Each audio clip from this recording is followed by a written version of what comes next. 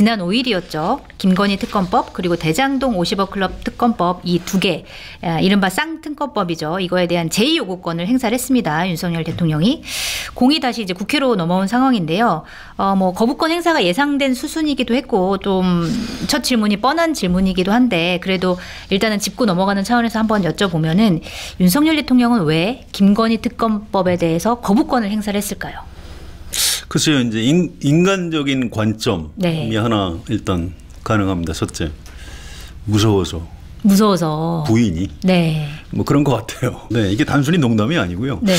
두 사람이 어떤 그 사적인 자리에 동참했던 사람들 목격담들이 있습니다. 네. 그러면 놀라울 정도로 부인이 이 남편에 대해서 좀 말을 약간 험하게 하고 면박을 좀 준다거나 이런 식으로요? 예, 그런 장면이 있었다고 합니다. 네. 그래서 또 이 남편은 좀 쩔쩔매고 네.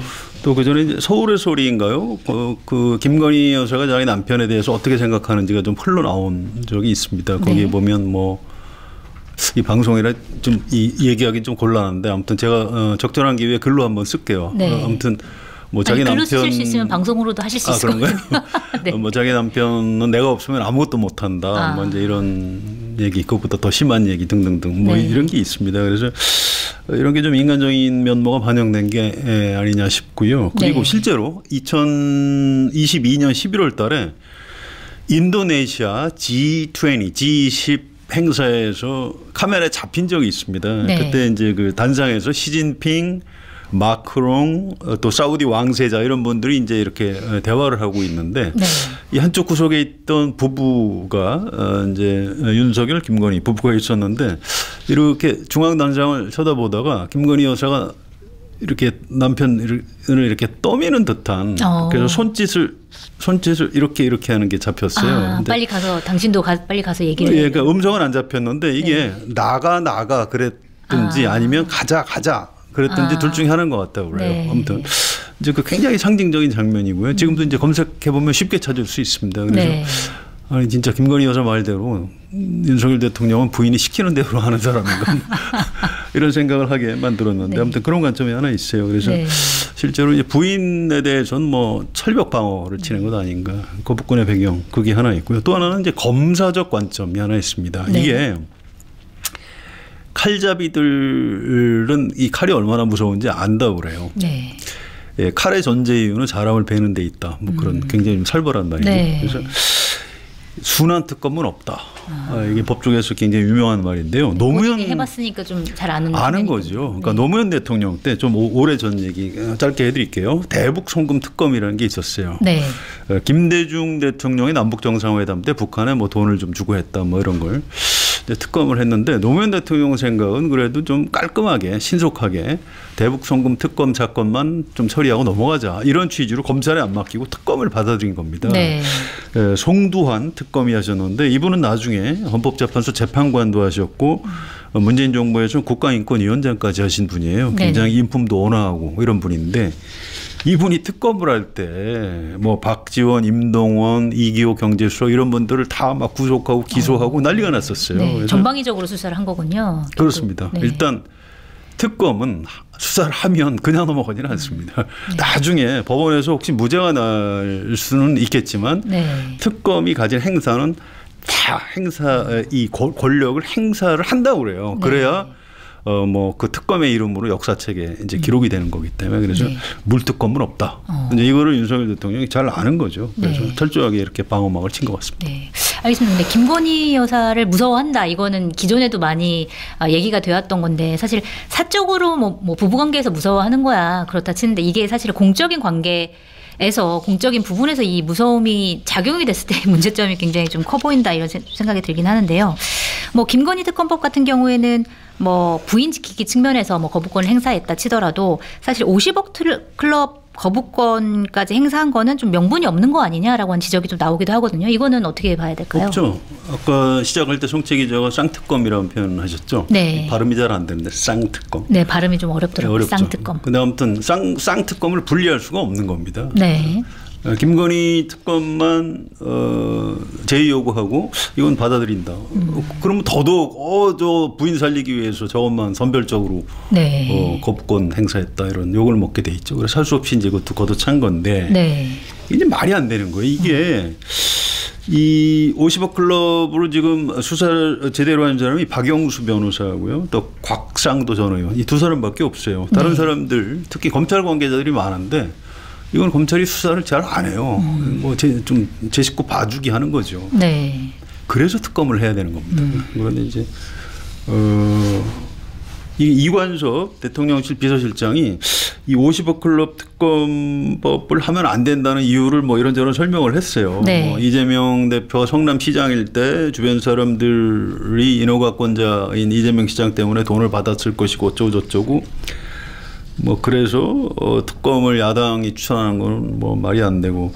근데 그 이관섭 실장이 한 말을 이렇게 들여다보면 이게 도대체 말인지 뭔지 해석이 잘 안 돼요. 그러면 더더구나 특검을 해야 되는 거 아닌가요? 그렇게 따지면? 그런데 하나만 할 수는 없으니까 네. 할 수 없이 걷어찬 거죠. 아마 저는 이관섭 실장도 굉장히 좀 집에 가서 굉장히 좀 부끄럽게 생각하지 않았을까 이런 생각을 좀 합니다. 알겠습니다.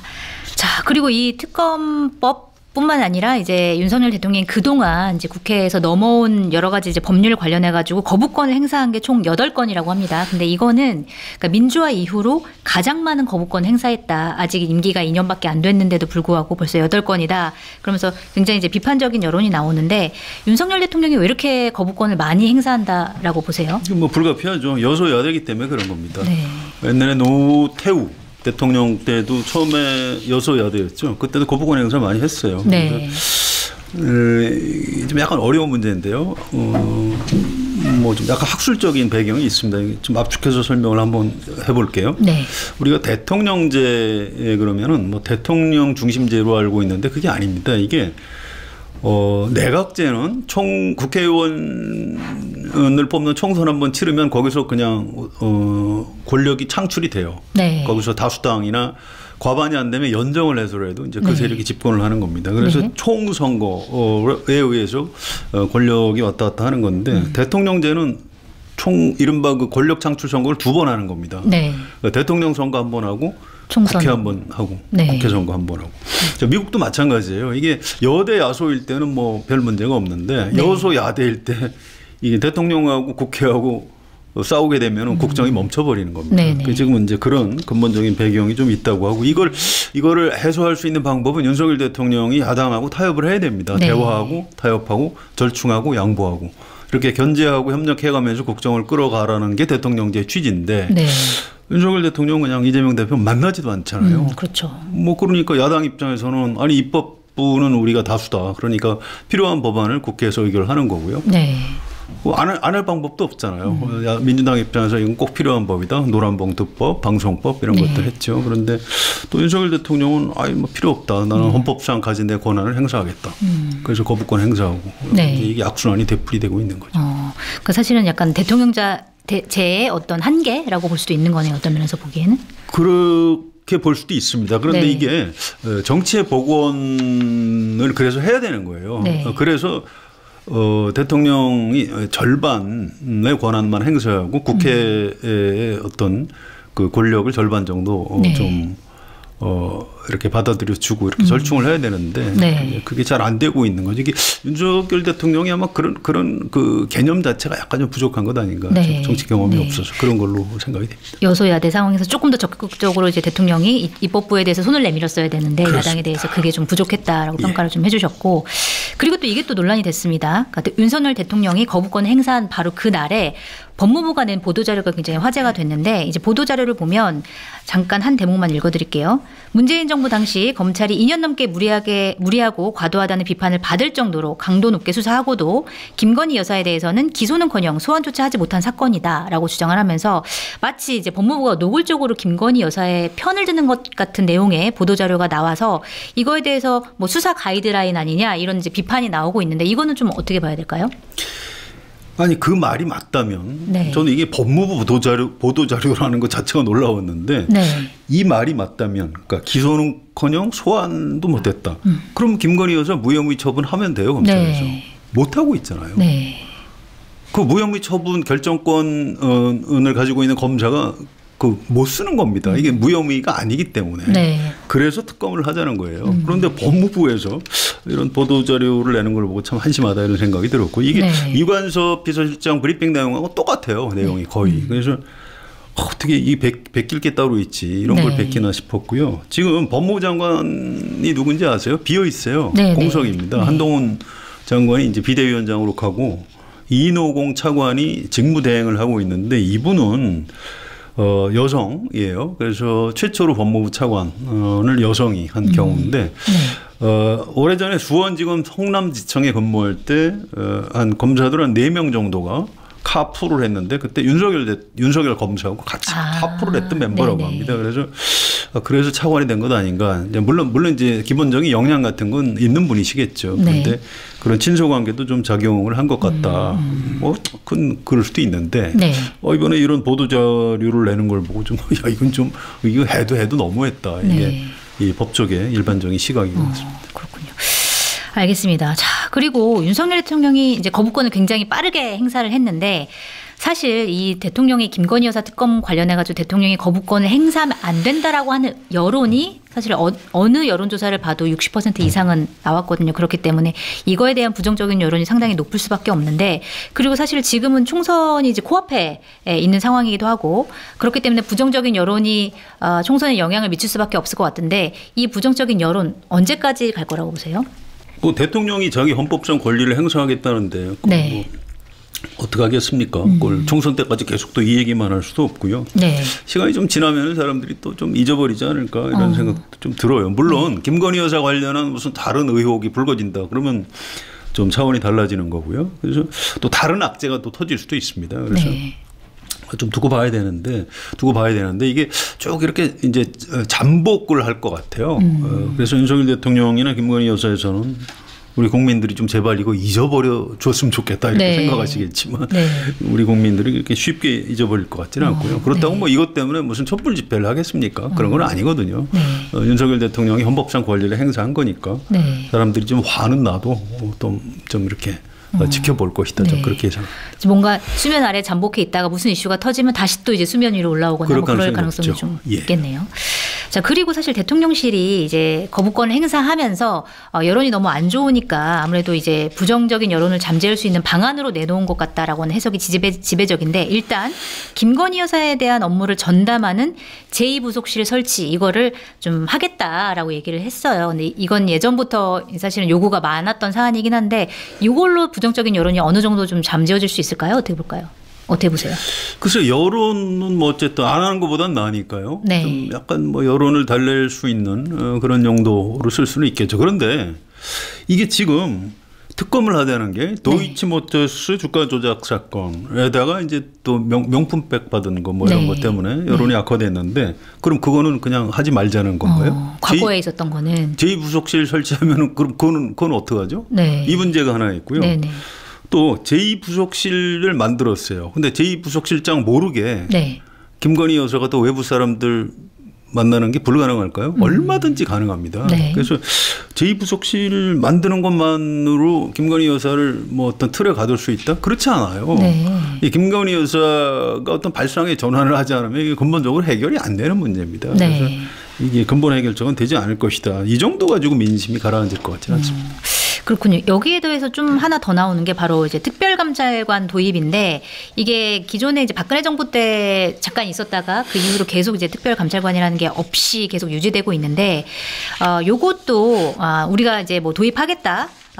여야가 합의를 하면이라는 이제 전제를 달아가지고 대통령실에서 도입할 가능성에 대해서 얘기가 나왔고 그런데 국민의힘에서는 기존부터 이제 특별감찰관 도입 관련해서는 북한 인권재단 이사 추천을 동시에 해야 우리가 이걸 할 수 있다라고 이제 또 다른 조건을 붙였기 때문에 대통령실이 여야 합의를 하면 된다. 뭐 이렇게 얘기하는 것 자체가 과연 특별감찰관 도입에 대해 의지를 갖고 있는 거 맞냐라고 하는 의심도 받고 있는 것 같은데 이 특별감찰관 도입 같은 경우에는 뭐 여당이나 아니면 정부에서 이거를 도입하려는 의지가 실제로 있다고 보세요? 어떻게 보세요? 별로 없는 것 같은데. 국민의힘에서 뭐 북한인권재단 이사 추천을 동시에 해야 된다. 그거 하지 말자는 얘기죠. 그럼 야당에서 뭐 반대하는 건데 지금이라도 이거 도입하려면 그 전제 조건을 풀면 돼요. 네. 그런데 이게 특별감찰관이라는 게 사실은 그 법률이 있습니다. 특별감찰관 법이라고 있어요. 이게 이제 범위가 대통령의 친인척 등 대통령과 특수 관계에 있는 사람의 비위 행위를 네. 감찰하기 위한 특별감찰관입니다. 네. 그래서 송채 기자 설명하셨듯이 박근혜 정부 때 이석수 특별감찰관이 꽤 역할을 잘 했어요. 네네. 그때 우병우 민정수석을 감찰을 해서 검찰에 넘겨주고 그런 일이 있었습니다. 근데 이게 문재인 정부에서도 이게 임명을 안 했거든요. 네. 이제 말은 공수처, 고위공직자 범죄수사처하고 이제 기능이 겹친다. 네. 그래서 이제 공수처를 설치하면 되는 거지 이건 필요 없다. 이제 이런 설명을 문재인 정부 청와대에서 했는데 조금 그 좀 옹색해요. 변명이. 네. 사실 그 별로 하고 싶지 않아서 안 했던 것 같습니다. 그때 잘못한 거고요. 네.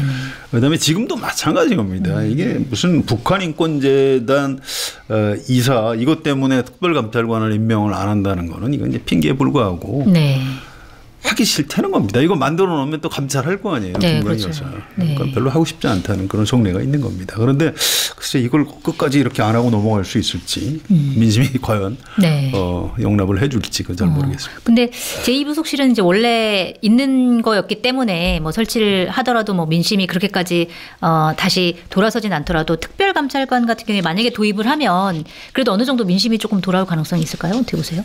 예, 그렇죠. 근데 이제 특별감찰관이 아까 말씀드렸듯이 도이치모터스 주가 조작 사건 의혹이라든가 뭐 명품백 이런 거를 제대로 수사하면 가라앉겠죠. 수사를 근데 그거는 불문에 붙이고 앞으로 잘하겠다. 그러면 우리 국민이 받아들일까요? 뭐 그렇지 않을 겁니다. 네, 알겠습니다. 자, 그리고 이 거부권 국면에서 약간 또 비판을 받고 있는 사람이 한 명 있는데